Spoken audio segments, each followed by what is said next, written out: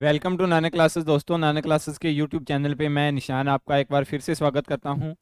आप सभी को जैसा पता है, अभी भारत की राज्य व्यवस्था हम इस यूट्यूब के ऊपर कर रहे थे। भारत की राज्य व्यवस्था के अंदर हमारा भाग नंबर 6 चल रहा था और आज हमारा भाग नंबर 6 जिसको हम खत्म करेंगे। भाग नंबर 6 को शुरू किए भी बहुत दिन हो गए ना। कहाँ से शुरू किया था? राज्यपाल से शुरू किया था, यानी अनुच्छेद नंबर 152 से शुरू किया था, जिसके अंदर राज्य की परिभाषा दे रखी थी। तो 152 से लेके 237 तक इसका वर्णन मिलता है। सारा का सारा राज्य के बारे में बताया गया है।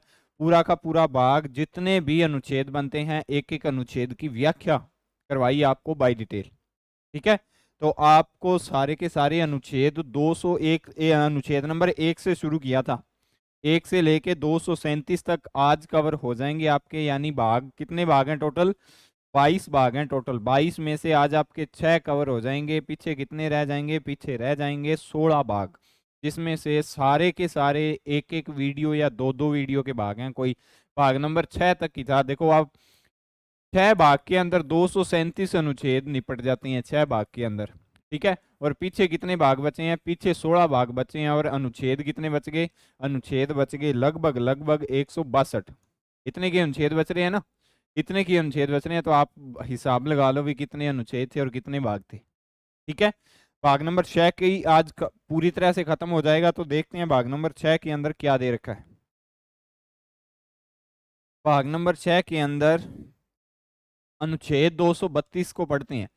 232 के अंदर क्या दे रखा है? एक उच्च न्यायालयों के क्षेत्राधिकार को दूसरे केंद्र शासित प्रदेशों तक बढ़ाने या किसी केंद्र शासित प्रदेश को उच्च न्यायालय के अधिकार क्षेत्र से बाहर करने की शक्ति राष्ट्रपति से संबंधित है। इस चीज का क्या मतलब निकलता है? इस चीज का यह मतलब निकलता है कि जैसे कोई भी केंद्र शासित प्रदेश है, यूनियन टेरिटरी, आपको पता ही होगा वर्तमान के अंदर भारत के अंदर कितने केंद्र शासित प्रदेश हैं? 8। और राज्य कितने हैं भारत के अंदर? 28 राज्य हैं। कितने केंद्र शासित प्रदेश हैं? 8 केंद्र शासित प्रदेश हैं। और राज्य कितने हैं? 28। एक उच्च न्यायालय यानी एक हाईकोर्ट के क्षेत्राधिकार को, जैसे हाईकोर्ट का, राजस्थान का हाईकोर्ट है, वो राजस्थान के मामले देखेगा। तो राजस्थान का जो हाईकोर्ट है उसका जो क्षेत्राधिकार है, उस क्षेत्राधिकार के अंदर किसी केंद्र शासित प्रदेश को शामिल करना, यानी राजस्थान हाईकोर्ट को यह शक्ति देना भी आप किसी एक 8 केंद्र शासित प्रदेशों में से किसी एक केंद्र शासित प्रदेश के मुद्दे भी आप ही हल करोगे। ठीक है, और अगर किसी हाईकोर्ट के पास, जैसे पंजाब हरियाणा का एक हाईकोर्ट है ना, चंडीगढ़ हाईकोर्ट, चंडीगढ़ हाईकोर्ट के पास में पंजाब तथा हरियाणा 2 राज्य है और एक चंडीगढ़ यूनियन टेरिटरी के मामले देखने की शक्ति है। तो पंजाब हरियाणा हाईकोर्ट में से चंडीगढ़ को अलग करना, ठीक है, ये सारा का सारा काम कौन करेगा? ये सारी की सारी शक्ति दे रखी है राष्ट्रपति को। राष्ट्रपति से संबंधित है। यह राष्ट्रपति को संबंधित राज्य के राज्यपाल की सलाह, यानी जैसे राजस्थान के राज्यपाल की क्षेत्राधिकार, राजस्थान के हाईकोर्ट का क्षेत्राधिकार बढ़ाना है, तो आपको राजस्थान के राज्यपाल की सलाह से भारत के मुख्य न्यायाधीश कौन कौन करेगा? यहाँ पे लिख लेना। एक तो करेगा, सारा का सारा काम कौन करेंगे? राष्ट्रपति करेंगे। कौन करेंगे? राष्ट्रपति। किसकी सलाह से करेंगे? राज्यपाल की। अभी राज्यपाल संबंधित राज्य का होना चाहिए, ये बात याद रख लेना। संबंधित राज्य का राज्यपाल तथा CJI, chief justice of India, Bharat का मुख्य न्यायाधीश के परामर्श के बाद उच्च न्यायालय के अधिकार क्षेत्र में ऐसे बदलाव करने की अनुमति देता है जो न्याय प्रशासन के लिए आवश्यक समझे जाएं। 3 बंदे किसी भी राज्य के हाईकोर्ट की शक्तियां या क्षेत्राधिकार को बढ़ा सकते हैं या कम कर सकते हैं। वो 3 बंदे कौन कौन से हैं? इनमें से सबसे महत्वपूर्ण व्यक्ति रहेंगे जो भारत के राष्ट्रपति रहेंगे। 2 नंबर पे संबंधित राज्य का राज्यपाल रहेगा और 3 नंबर पे कौन रहेंगे? सीजेआई, यानी भारत के मुख्य न्यायाधीश। अभी यहाँ पे गलती होने के चांस कहाँ पे हैं? संबंधित राज्य का राज्यपाल तो होगा ही होगा, लेकिन चीफ जस्टिस ऑफ इंडिया की जगह पे क्वेश्चन के अंदर ये भी आ सकता है भी संबंधित राज्य का मुख्य न्यायाधीश। यानी जैसे राजस्थान का क्षेत्राधिकार बढ़ाना है तो यहाँ पे राजस्थान का मुख्य न्यायाधीश भी आ सकता है, लेकिन उस हाईकोर्ट का मुख्य न्यायाधीश इंक्लूड नहीं होगा। कौन होगा इंक्लूड? सिर्फ और सिर्फ चीफ जस्टिस ऑफ इंडिया, यानी भारत का मुख्य न्यायाधीश ही इंक्लूड होगा। आप इतनी बात याद रख लेना। ठीक है, किसी भी उच्च न्यायालय का क्षेत्र बढ़ाने के लिए राष्ट्रपति को शक्ति प्राप्त है। राष्ट्रपति, राज्यपाल, संबंधित राज्य का राज्यपाल और भारत के मुख्य न्यायाधीश की सलाह से ही किसी भी हाईकोर्ट के क्षेत्राधिकार को बढ़ा सकेंगे। ठीक है, ये चीज आपको पता होनी चाहिए। अभी नेक्स्ट देखते हैं। नेक्स्ट के अंदर यह लेख उन प्रावधानों का हिस्सा है जो भारत के उच्च न्यायालयों के संगठन और अधिकार क्षेत्र से संबंधित हैं। भारत के उच्च न्यायालय के संगठन है ना, जितने भी भारत के अंदर वर्तमान के अंदर उच्च न्यायालय हैं, उन उच्च न्यायालयों पर ये लागू होगा, ये जो 232 आर्टिकल है। उम्मीद करता हूँ आपको 232 के अंदर क्या दे रखा है समझ में आ गया होगा, कोई दिक्कत नहीं होगी। 232 के अंदर किसी भी न्यायालय का क्षेत्राधिकार बढ़ाना 232 के बारे में ये प्रावधान करता है। 232 के अंदर ये सारी बातें की गई है। कैसे बढ़ाया जाएगा? राष्ट्रपति बढ़ा सकते हैं, किसकी सलाह से? संबंधित राज्य के राज्यपाल की सलाह से और भारत के मुख्य न्यायाधीश की सलाह से। एक तो राज्यपाल, एक तो राष्ट्रपति होंगे और दो कौन होंगे? दो अन्य व्यक्ति होंगे, जिनमें से संबंधित राज्य का राज्यपाल होगा एक, और दूसरा कौन होगा? दूसरा होगा भारत का मुख्य न्यायाधीश। अभी बात करते हैं 233। 233 के अंदर क्या दे रखा है? अधीनस्थ न्यायालय की चर्चा दे रखी है, यहाँ पे लिख लेना अधीनस्थ न्यायालय। अधीनस्थ न्यायालय का क्या मतलब होता है? अधीनस्थ न्यायालय का मतलब होता है जिला न्यायालय की। क्या होता है अधीनस्थ न्यायालय? या आप लिख सकते हो जिला न्यायालय। बस आपको इतना याद करना, अधीनस्थ न्यायालय या जिला न्यायालय। ठीक है, तो हाईकोर्ट तो 232 तक ही था। इसके बाद में जिला न्यायालय शुरू होते हैं। प्रत्येक जिले के अंदर अपना अपना एक न्यायालय होता है। जिला न्यायालय के न्यायाधीशों की नियुक्ति कैसे की जाती है? अनुच्छेद 233 के अंदर ये बात बताई गई है। 233 के अंदर ये अधीनस्थ तथा जिला न्यायालय का चर्चा है, और 233 के अंदर जिला न्यायालय के जो न्यायाधीश होंगे उनकी नियुक्ति के बारे में प्रावधान है। जिला न्यायालय की नियुक्ति का पद स्थापन, नियुक्ति या यानी उनका निर्वाचन करना या उनका पद स्थापन करना उस राज्य का राज्यपाल उच्च न्यायालय के परामर्श से करेगा। ठीक है, कौन करेगा? उस राज्य का राज्यपाल करेगा। किस राज्य का? जैसे राजस्थान के अंदर जिले हैं, अभी तो 53 जिले हो गए। किसी भी जिले के न्यायाधीश की नियुक्ति करनी है तो कौन करेगा? राज्यपाल करेगा। और किसकी सलाह से? उच्च न्यायालय, राजस्थान का उच्च न्यायालय ना, उसकी सलाह से करेगा। जिला न्यायाधीश नियुक्ति होने के लिए केवल तभी पात्र होंगे। इनके लिए भी कुछ टर्म एंड कंडीशंस होती हैं, तो वो आगे देखते हैं क्या क्या इनके लिए शर्तें दे रखी हैं। अभी शर्तों के बारे में पढ़ेंगे भी, कैसे कैसे इनको नियुक्त किया जाता है और क्या क्या इनकी कंडीशन होती हैं। अगर कोई व्यक्ति न्यायिक सेवा परीक्षा पास कर, न्यायिक सेवा परीक्षा इनके लिए होगी, न्यायिक सेवा परीक्षा पास कर जब वह कम से कम 7 वर्ष तक अधिवक्ता या लीडर रहा हो, यानी 7 वर्ष तक अधिवक्ता, अधिवक्ता का क्या मतलब होता है? वकील। ठीक है, वकील या कोई लीडर रहा हो बोलने के लिए। अच्छा, व्यक्ति भी जाइए, अभी ऐसा तो नहीं है वकील जाए और कोर्ट के अंदर और उसको बोलने के अंदर ही शंका आए। ऐसे को तो वकील और जज नहीं बना सकते। किसको बनाएंगे? जो आदमी बोलने के अंदर भी चालाक हो और समझ सोच के बोले। ऐसा नहीं है भी आपके सामने 200-300 लोग बैठे हैं, एक जज साहब बैठे हैं और आप वकील और कुछ भी बोल रहे हो किसी भी मामले के ऊपर। ऐसा व्यक्ति भी नहीं चाहिए। ज्यादा बोलता हो और सोच समझ के बोलता हो, वैसा व्यक्ति चाहिए। ठीक है, कम से कम यहाँ पे देख लेना 7 वर्ष है। जिला न्यायालयों के लिए कितना आएगा? 7 वर्ष। हाईकोर्ट के लिए कितना आता था?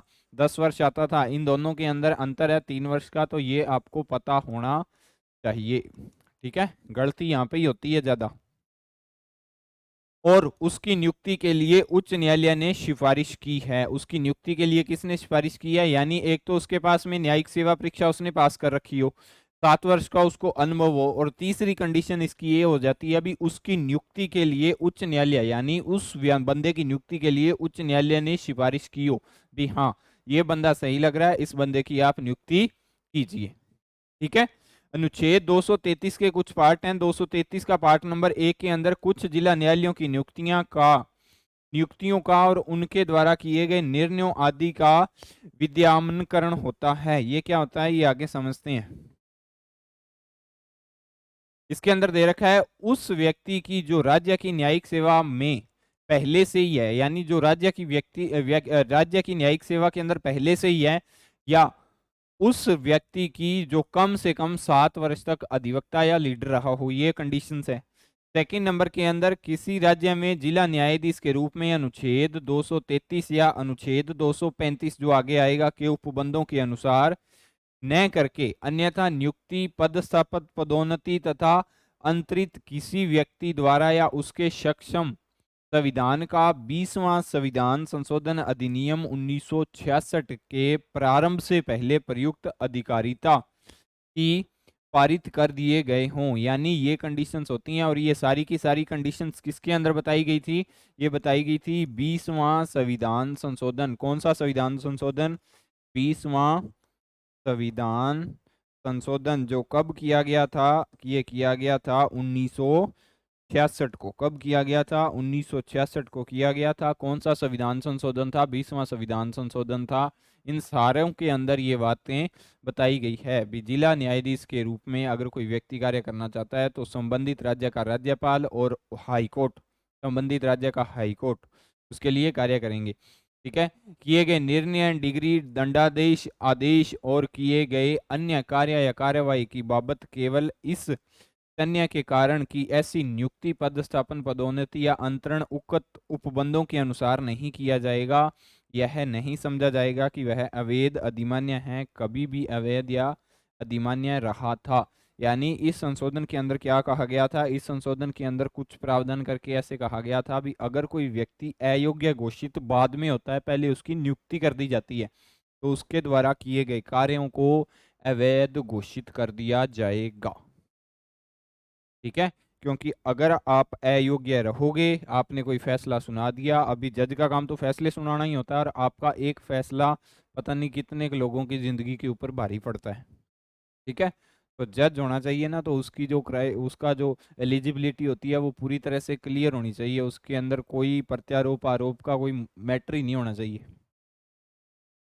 इसके बाद में देखते हैं इन्होंने क्या दे रखा है। इसके बाद में अनुच्छेद नंबर 234, 234 के अंदर क्या दे रखा है? आदिवासी सेवा में जिला न्यायाधीश से भिन्न व्यक्तियों की भर्ती। आदिवासी सेवा यानी कुछ ऐसे क्षेत्र होते हैं, आदिवासी क्षेत्र, इनमें जिला न्यायाधीशों से भिन्न व्यक्तियों की भर्ती, यानी आदिवासी लोग ही जिला न्यायाधीशों के अंदर, आदिवासी क्षेत्रों के अंदर आदिवासी लोगों को जिला न्यायाधीश बनाया जाता है ज्यादातर। ऐसा नहीं है भी आदिवासी कोई भी अगर वहां पे आदिवासी कोई पढ़ा लिखा है नहीं है तो फिर भी आदिवासी को बना दिया, ऐसा नहीं होता। आपकी एलिजिबिलिटी है, आप जो भी कंडीशंस हैं उनको पूरा कर रहे हो, फिर आपको बनाया जाएगा। जिला न्यायाधीशों से अलग अलग लोगों की किसी राज्य की आबादी, सेवा तथा उच्च न्यायालय द्वारा न्यायाधीशों से परामर्श करने के अनुसार ये बनाया तब जाएगा जब आपके क्या किया जाएगा? जब जिला न्यायालय के अलग अलग लोगों की किसी राज्य की आबादी, सेवा तथा उच्च न्यायालय के न्यायाधीशों के परामर्श करने के बाद में ही आपको बनाया जाएगा। सेकंड, 235 के अंदर क्या दे रखा है? अधीनस्थ न्यायालयों पर नियंत्रण। अधीनस्थ न्यायालयों पर किसका नियंत्रण होगा? अधीनस्थ न्यायालयों पर किसका नियंत्रण होता है? सदैव अधीनस्थ न्यायालयों पर हाईकोर्ट का ही नियंत्रण होता है। कैसे नियंत्रण होता है? जैसे अपन परिवार के अंदर रहते हैं, परिवार के अंदर सबसे बड़े कौन होते हैं? दादाजी होंगे या पापा जी होंगे, और हमारे ऊपर किसका नियंत्रण होता है? पापा जी का होता है ना। सेम कंडीशंस होती हैं। हाईकोर्ट, हाईकोर्ट क्या है? जिला न्यायालय हाईकोर्ट का बच्चा है, तो जिला न्यायालय या अधीनस्थ न्यायालय के ऊपर हाईकोर्ट का नियंत्रण होगा। और हाईकोर्ट किसका बच्चा है? सुप्रीम कोर्ट का। सुप्रीम कोर्ट के ऊपर किसका नियंत्रण होगा? और सॉरी, हाईकोर्ट के ऊपर किसका नियंत्रण होगा? सुप्रीम कोर्ट का। जिला न्यायालयों और उनके अधीनस्थ न्यायालयों का नियंत्रण, जैसे पद की स्थापना, पदोन्नति और तथा तदनुसार अवकाश उच्च न्यायालय में निहित होंगे। अगर आपके जिला न्यायालय के अंदर आपको पद की स्थापना करनी हो, कोई भी नया पद एडजस्ट करना हो, या एक जज बैठता है वहां पे दो जज बिठाने हो। सेकंड कंडीशन, किसी भी जज को क्या करना हो? किसी भी जज का प्रमोशन करना हो, वो तदनुसार किसी भी जज को अवकाश चाहिए हो, तो वो सारे के सारे किसके अंदर निहित होंगे? उच्च न्यायालय, संबंधित राज्य के उच्च न्यायालय की परामर्श के अंदर ये सब सारे काम हो सकेंगे। इसके बाद में जिला न्यायालय और उनके अधीनस्थ न्यायालयों का नियंत्रण अधीनस्थ राज्य की जनजाति सेवा के लोगों और जिला न्यायाधीशों के पद के निदेशक, किसी भी पद को धारण करने वाला व्यक्ति, लोगों की पद स्थापना, पदोन्नति और विदेशी अवकाश देना है।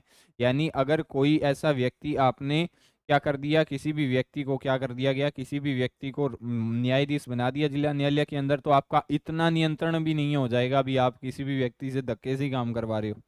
ठीक है। ठीक है, आप उससे बड़े हो, जिला न्यायालय आपका जूनियर है, लेकिन ऐसा नहीं हो आप उसके जैसे कोई व्यक्ति है वहां पे 5 जजों की जरूरत है तो आपने 2 नियुक्त करके बिठा दिए और उनसे 5 जजों का काम करवा रही हो, ऐसा नहीं कर रही। किसी भी व्यक्ति की आपको क्या करना चाहिए, प्रमोशन टाइम टू टाइम आपको करना पड़ेगा, और अगर उसको अवकाश चाहिए होगा तो अवकाश देना होगा। ये सारे के सारे किसके अधिकार आ जाते हैं, ये सारे के सारे जिला न्यायालय के अधिकार आ जाते हैं, जो वो हाई कोर्ट से मांगता है। उच्च न्यायालय के निहित होगा तथा आधार इस उद्देश्य को पूरा करने के लिए किसी भी बात का यह अर्थ लगाया जाएगा कि ऐसे किसी व्यक्ति से उसके अपील या अधिकार क्षेत्र से छीन लिया जाता है जो उसकी सेवा या डिग्री के लिए या उसे उच्च न्यायालय को सौंप देता है, ऐसी विधि के साथ अपनी सेवा के अनुसार व्यवहार न करके अन्यथा व्यवहार करे। यानी अगर कोई व्यक्ति जो जिला न्यायालय के अंदर न्यायाधीश बन गया है और बाद में वो अपनी मनमानी करने लगता है तो उससे सारे के सारे अधिकार अपने छीन लिए जाते हैं। ठीक है, आप हाईकोर्ट के जूनियर हो, हाईकोर्ट आपका सीनियर है, तो आपको भी अपनी लिमिट के अंदर रह के काम करना पड़ता है। ये सारी की सारी बातें बताई गई हैं 235 के अंदर। इसके बाद में 236 के अंदर क्या है, निर्वाचन और पदोन्नति। निर्वाचन के बारे में तो पढ़ लिया, निर्वाचन कौन करेगा, निर्वाचन राज्यपाल करेगा, उस संबंधित राज्य के मुख्य न्यायाधीश की सलाह से करेगा। ठीक है, अभी इनकी पदोन्नति के बारे में कैसे हैं, जिला न्यायालय पद के नीचे निम्न प्रकार से दिए गए हैं। एक नंबर पे जो आएंगे वो आएंगे सिविल कोर्ट के न्यायाधीश, सबसे बड़ा पद होता है ये जिला न्यायालय के अंदर। कौन सा होता है, सिविल कोर्ट का न्यायाधीश का पद सबसे बड़ा होता है। 2 नंबर पे जो जज आएंगे कौन आएंगे, अपर जिला न्यायाधीश। कौन आएंगे, अपर जिला न्यायाधीश। 3 नंबर पे आएंगे कौन आएंगे, संयुक्त जिला न्यायाधीश। कौन आ जाएंगे, संयुक्त जिला न्यायाधीश 3 नंबर पे आ जाएंगे। ठीक है, इसके बाद में देखते हैं, इसके बाद में आ जाएगा सहायक जिला न्यायाधीश। कौन सा आ जाएगा, सहायक जिला न्यायाधीश आ जाएगा। लघुवाद न्यायालय के मुख्य न्यायाधीश आ जाएंगे। मुख्य प्रेसिडेंसी जादूगर, जिसको जादूगर के नाम से भी जाना जाता है, मुख्य प्रेसिडेंसी जादूगर न्यायाधीश आ जाएगा।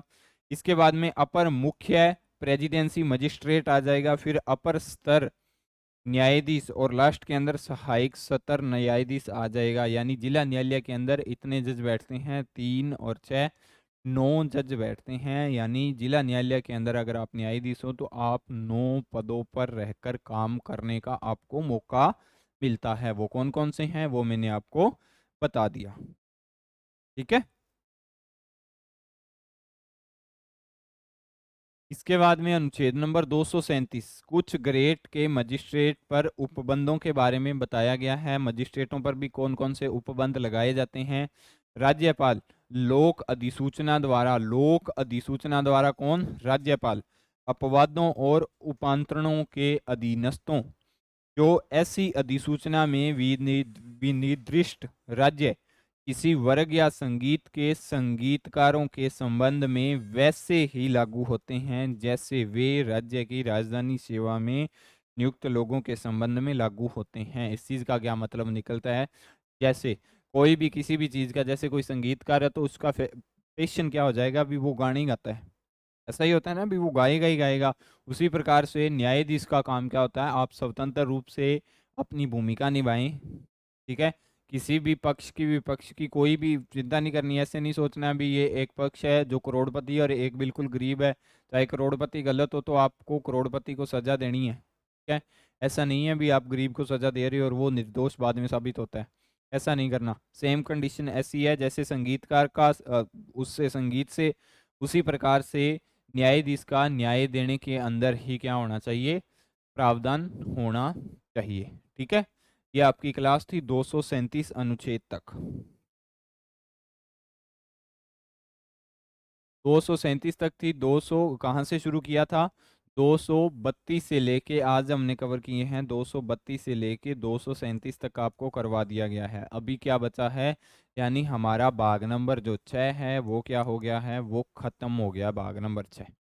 ठीक है, कल लेके आऊंगा मैं भाग नंबर 7। 7 के अंदर राज्य का ही दूसरा पार्ट दे रखा है, सिर्फ 238 के अंदर ही उसको पूरा का पूरा एक ही अनुच्छेद है। भाग नंबर 7 के अंदर कौन सा अनुच्छेद है, 238। 238 के बारे में कल डिटेल से चर्चा करेंगे, क्या कुछ 238 कहता है। 237 तक आपको कवर करवा दिए, 237 तक आपके भाग नंबर 6 कंप्लीट होता है। तो भाग नंबर 6 के बाद में कल शुरुआत करेंगे भाग नंबर 7 की, जिसके अंदर भी राज्य बी की परिभाषा दे रखी है। तो यहाँ पे देख लेना, हमारा जो नानक क्लासेस का प्ले स्टोर का ऐप है, आप उसे प्ले स्टोर से डाउनलोड कर सकते हो। डाउनलोड करने के बाद में आप अपना रजिस्ट्रेशन करने के बाद में उसमें पीटीआई सेकंड ग्रेड की टेस्ट सीरीज चल रही है, पीटीआई फर्स्ट पेपर की टेस्ट सीरीज चल रही है, रीट L1 की टेस्ट सीरीज चल रही है। कॉलेज व्याख्याता की सारी ये देख लेना, टॉपिक वाइज टेस्ट सीरीज चल रही है। कैसे? टॉपिक वाइज टेस्ट सीरीज चल रही है। कृषि पर्यवेक्षक की टॉपिक वाइज, सूचना सहायक की टॉपिक वाइज, सैनिक भर्ती की टॉपिक वाइज, राजस्थान की जिला दर्शन जो नवीनतम आंकड़ों के साथ मिल रहा है, जिसके अंदर 53 जिलों का नया डाटा और 11 संभागों का नया डाटा नवीनतम आंकड़ों के साथ आपको वो टेस्ट सीरीज अन क्लासेस के प्ले स्टोर और उसके ऐप के ऊपर उपलब्ध है। रीट L1 की टेस्ट सीरीज चल रही है, रीट मेंस की टेस्ट सीरीज चल रही है और सेकंड ग्रेड के प्रश्न पत्र की चल रही है टॉपिक वाइज। रेट सबका 299 रुपये है, कोई ज़्यादा नहीं है, ठीक है।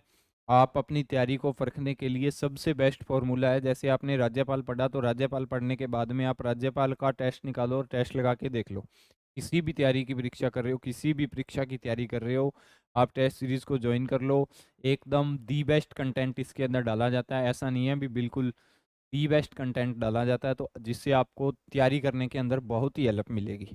ठीक है दोस्तों, ये थी आज की क्लास। अगर आपको क्लास अच्छी लगती है तो क्लास को लाइक करें, अपने दोस्तों के साथ शेयर करें। अगर आप नाना क्लासेस के यूट्यूब चैनल पे नए हो तो चैनल को सब्सक्राइब करें। मिलते हैं कल नेक्स्ट क्लास के साथ, तब तक के लिए जय हिंद जय भारत।